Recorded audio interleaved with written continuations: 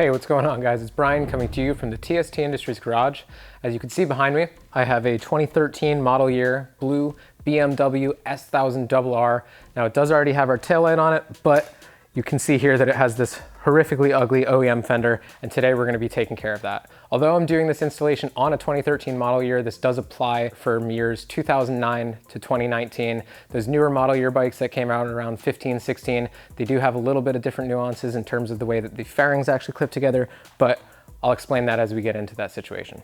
So I do just want to tell you a little bit about our Fender Eliminator here. So this is going to be a closeout that is machined out of aluminum, anodized black. We took a lot of time in developing this, making sure that we gave you guys a really, really clean solution in the end. So we're going to pair that today with our Elite-1 adjustable license plate mounting setup, which is going to be this license plate bracket and then a couple of other brackets. This allows you to really fine tune the angle of where your plate sits. We are also going to be installing our license plate light today. It's a pretty straightforward process. Like I said, there's a couple of details that you will need to know about once you actually get into the removal of the fairings, but I'll walk you guys through every step. Let's have some fun, let's turn some wrenches. All right, so to start our process here, I went ahead and emptied my kit contents. You're obviously gonna have your closeout bracket, your license plate bracket, and then 2 bags of hardware. This is gonna be one baggie, this is gonna be the other. So you just need 2 of the M6 bolts and 2 of the M6 washers. Doesn't matter from either kit, they are going to be the same length. Either baggie, I should say, not kit. So throw a washer on each of these, and then we're gonna take blue Loctite, just add a small dab to the ends of each of these fasteners. You don't have to go overkill on this, just a little dab on the end. Then from there, we're going to take one of our standoff hinges. So there's gonna be these little black guys here. They have one side that is sloped and one side that has a little lobe. We're gonna wanna take that lobe, and on our closeout, we're gonna wanna locate these 4 holes near the rear of the bike. And on the 2 outermost, that's where our little standoff hinges are gonna go. So we're gonna hold that in place, drop our bolt through, and thread it on in. You can bottom them out, but I wouldn't tighten them down completely yet. We do just wanna have this mostly assembled before we go through and actually tighten things down. Try to make sure that they are both parallel. It will help us in the next coming steps. I do want to mention that if you are not installing a license plate light or running any signals or anything like that, this hole here, kind of towards the front of the bike from where we're looking, that can be closed out with the included countersunk screw. So you just drop that in and then take the nut, put it on the other side. But being that we will install a license plate light on this bike, I'm gonna set that hardware to the side. We will not need it. So the next step is to grab our other 2 M6 bolts. We're gonna throw the washers that mate with those on. Blue Loctite again. And then we are gonna take one of our hinges, but we wanna make sure that we grab the right one, not hinge, but L bracket rather. And then we're gonna take this and locate it so that it is sloped down, looking at it from the underside of the bike essentially. So it's sloped down and then bends outward. So you could have it backwards. It might look similar, but it's obviously not gonna function the same way. So we wanna make sure that we have the correct orientation for either side.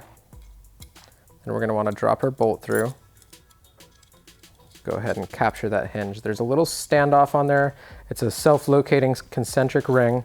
So you're gonna wanna make sure that as you're tightening down, your little L bracket sits flush against that mating surface.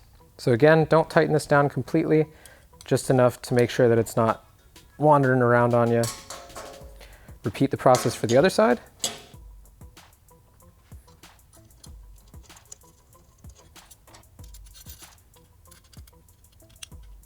Okay, it's at this point that we're gonna take our license plate bracket, make sure that the cutout portion is facing towards the ground.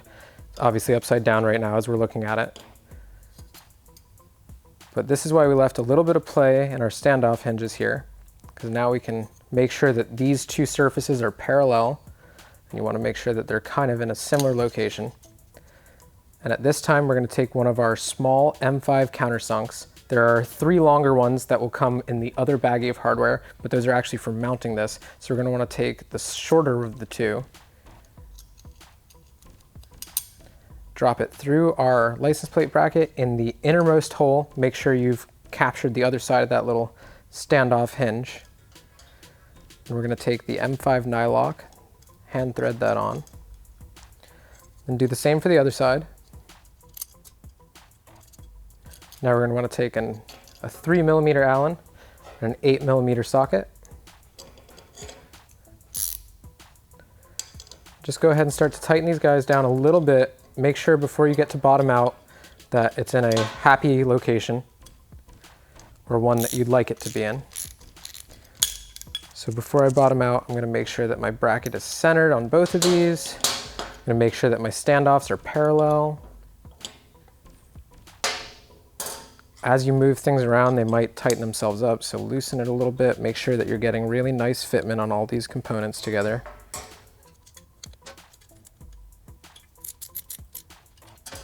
Just gonna double check kind of how I have this mounted right now. Make sure everything's jiving. We get nice articulation from our plate mount. That's good. So I can go ahead, tighten these guys down in their final position.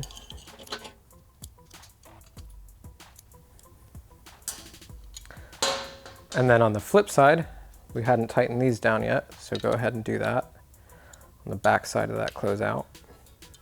And that's locked down most of our geometry, but will still give us the ability to articulate our plate. We can solidify that once it's on the bike, pick a plate angle that we like, and then go ahead and move on with the installation.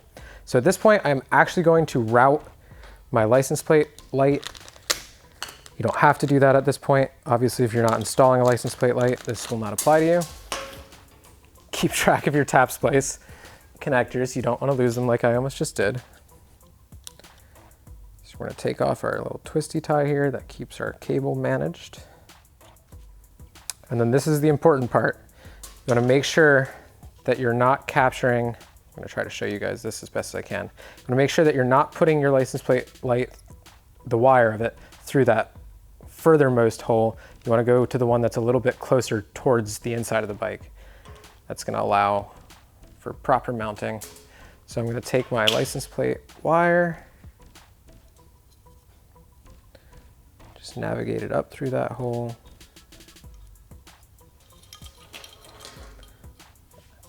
And then pull, making sure that we will have enough slack to articulate the plate around.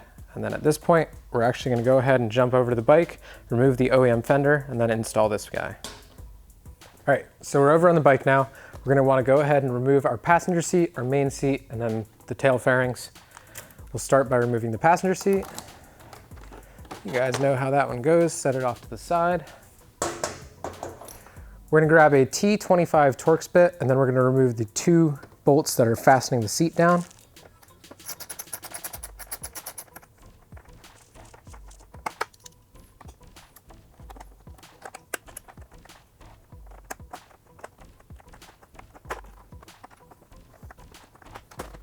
So with those 2 bolts removed, we can go ahead and lift the rear of the seat, then kind of wedge out that front little clip right here. That's just stuck up under the tank. These bolts do kind of remain captive by themselves, so I'm just going to leave them there. All right, so with both of our seats off, we have exposed the bolts that we'll need to remove to take this upper fairing off. So we're going to go 1, 2, 3, 4.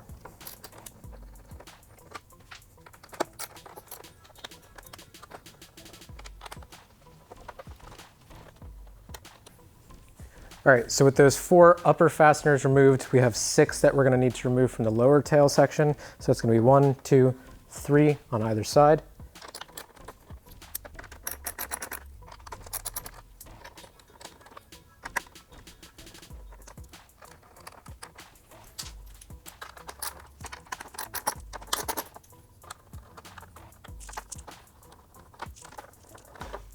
All right, so with those 6 out, we're actually ready to go ahead and remove this upper fairing.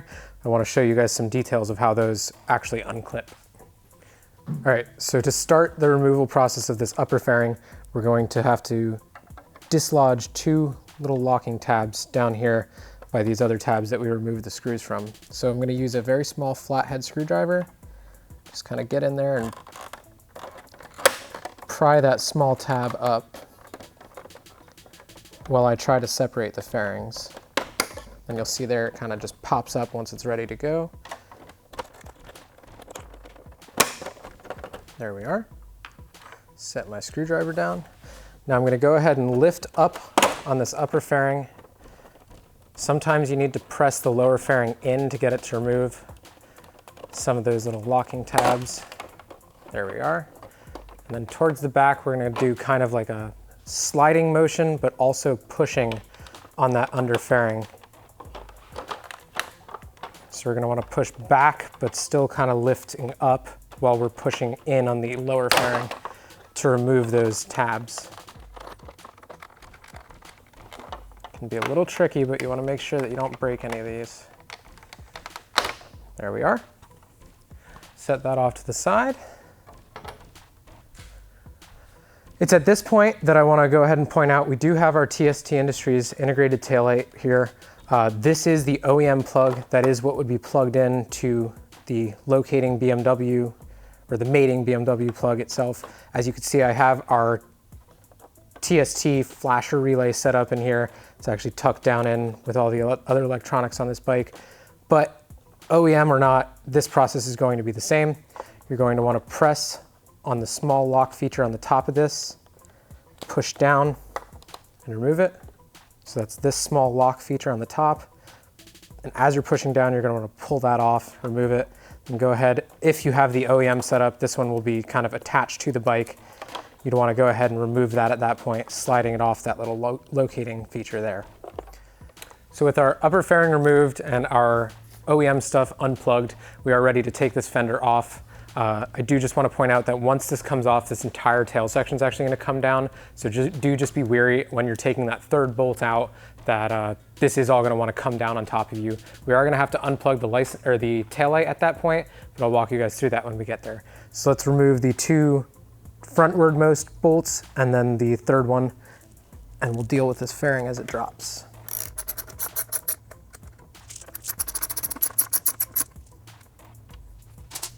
Okay, we have now hit that third one, so as you'll see, once I start loosening this, the entire section is going to come down.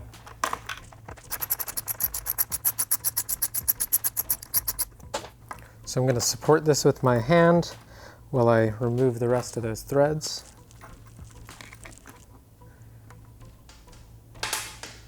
At this point, I'm going to go ahead and hold up near my taillight, just kind of navigate the fender off. Actually pull this whole section. And then just because we're going to have to step away for a second, I do want to go ahead and show you just how you would unplug that taillight if you wanted to. I'm actually going to leave mine kind of dangling for a little bit. You can place this in a location that is kind of safe for everything. You're not going to scratch anything up. It's plastic on plastic. But if you did want to remove that taillight, it is very similar to that other plug that we removed. The lock feature is just on the underside of it. So you could go ahead and unplug that if you wanted to completely remove this fairing. Like I said, I'm not going to at the moment. So I'm going to go ahead and grab my closeout bracket and the remaining hardware. All right, so we went ahead and grabbed our closeout. We're about ready to install it. I want to show you guys the hardware.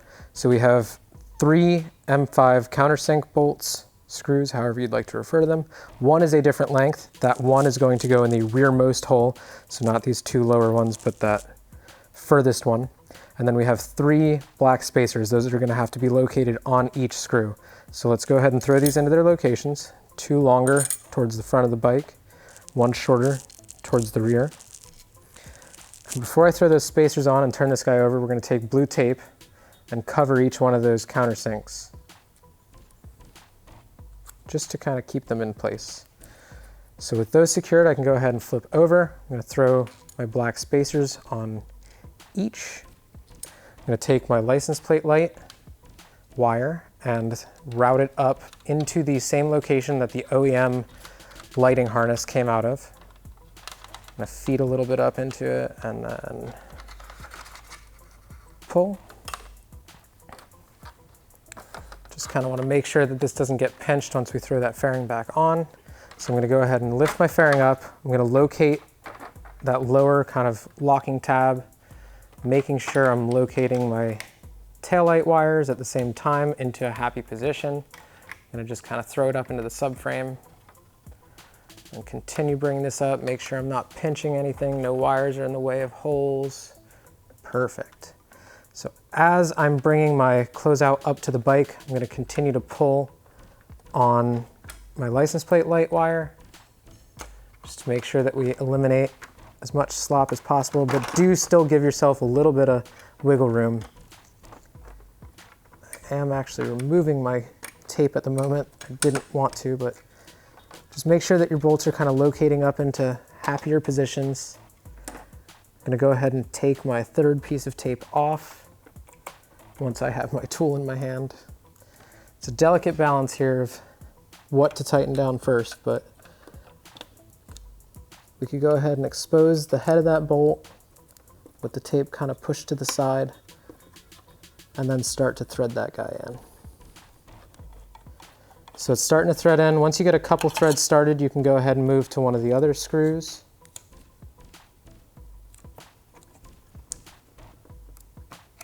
Move your tape out of your way, catch it with your tool.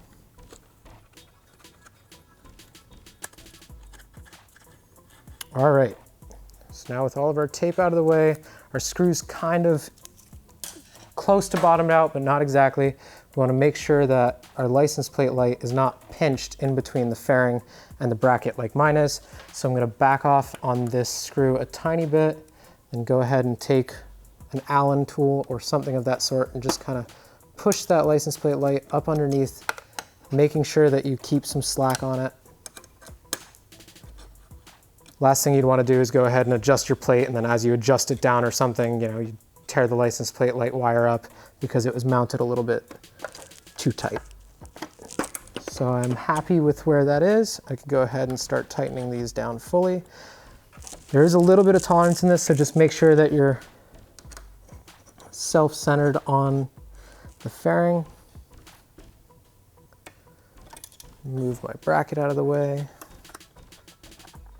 And you don't have to go crazy tight on these. Just bottom out and then maybe 10% more.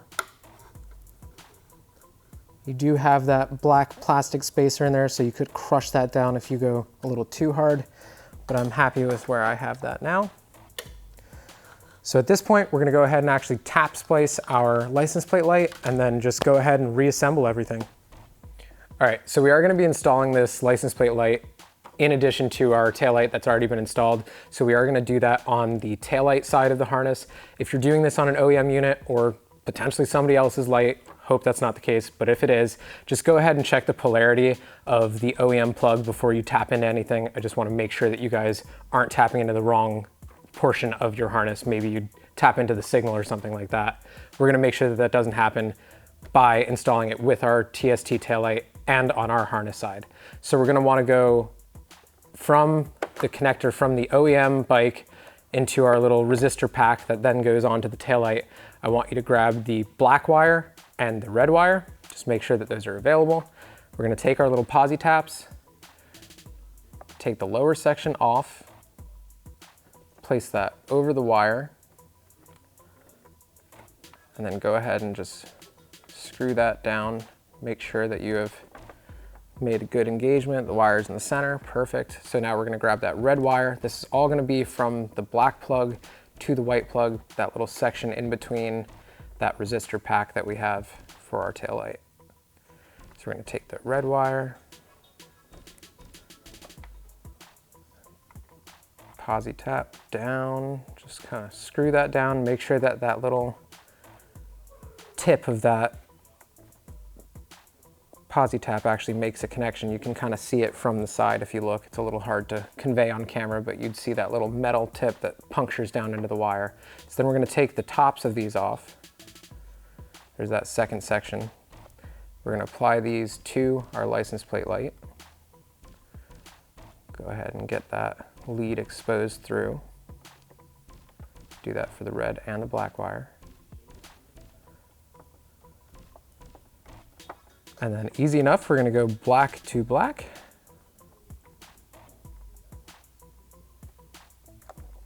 And red to red. These are plastic components, so make sure that when you're threading it on, it's not threading in kind of sideways or catty corner. You could potentially damage the threads.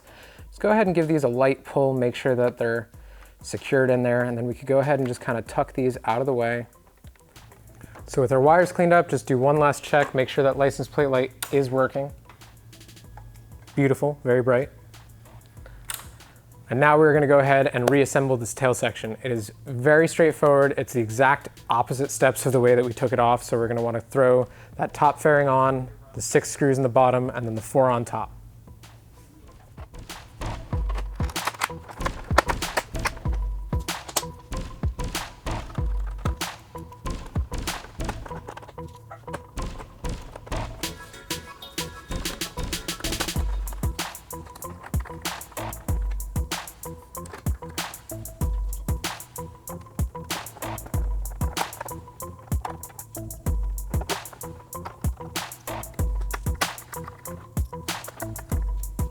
So I did thread all of those in by hand, as you just saw.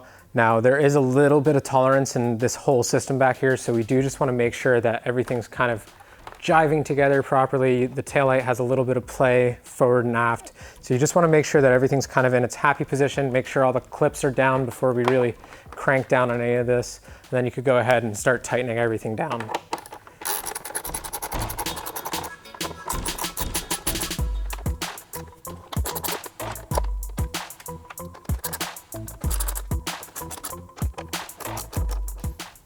All right, gonna go ahead and throw our main seat back on.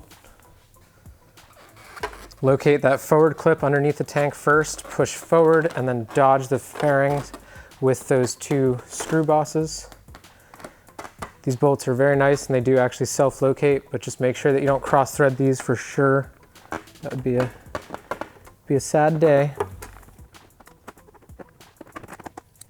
Gonna go ahead and start these by hand, make sure I'm not feeling anything out of the ordinary.